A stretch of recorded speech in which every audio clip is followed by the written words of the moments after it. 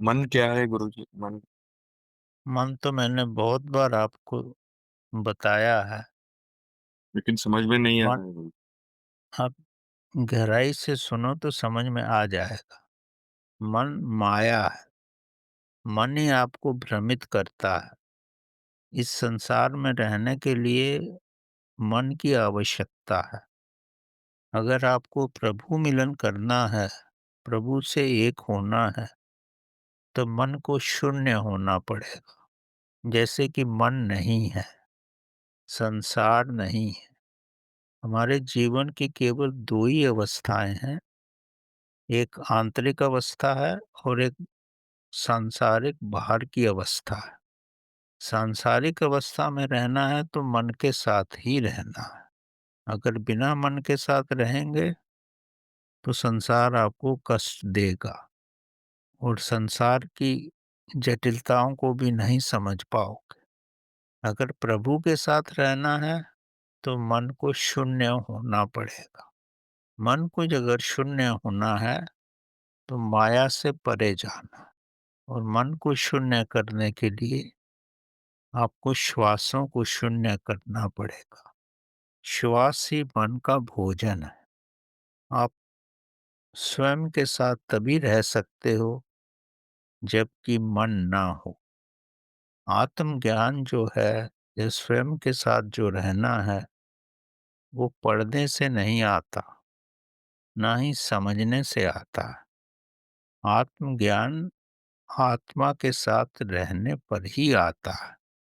जब तक आप आत्मा के साथ नहीं रहोगे, तो आत्मज्ञान नहीं हो सकता। आत्मा के साथ एक हो जाना ही आत्मज्ञान है। पुस्तकों से पढ़ने से आत्मज्ञान नहीं होता। वो मानसिक ज्ञान होता है, वो मन का ज्ञान होता है।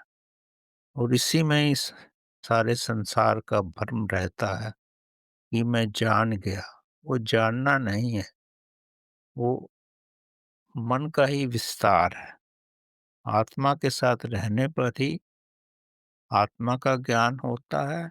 आत्मा का ज्ञान ही प्रभु का ज्ञान है, और प्रभु के साथ एक होना ही आत्मा में एक होना है। और यही सबसे कठिन तपस्या है। पूर्ण पुरुष वही है जो समय आने पर मन के साथ रहे, और जब मन के साथ नहीं होता तो वो आत्मा के साथ एक होकर रहे। जैसे हमारे कृष्ण भगवान थे, युद्ध में वो मन के साथ थे, लेकिन स्वयं के साथ वो केवल आत्मा के साथ थे। इसीलिए उनको पूर्ण पुरुष कहा जाता है। तो सारांश में मैं यही कहूँगा, मन संसार है। मन की जितनी भी गतिविधियाँ हैं वो सांसारिक हैं।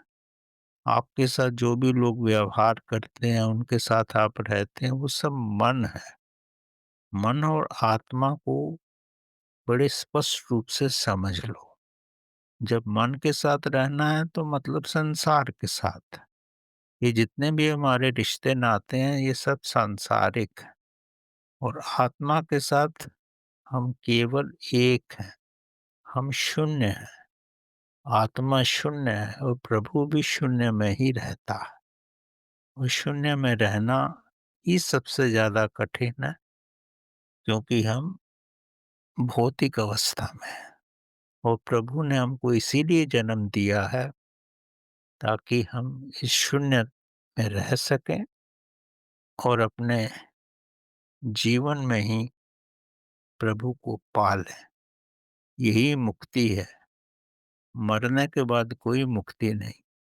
अगर अभी आप आत्मा को पा लेते हैं अपने जीते हुए, तो ही मुक्ति है। ये मत समझो कि कोई मरने के बाद कोई मुक्ति है, नहीं। मुक्ति यही है। इसको पूर्ण रूप से समझ लो। वही जीवन मुक्त है, जो जीवन में रहते हुए ही मुक्त हो जाए।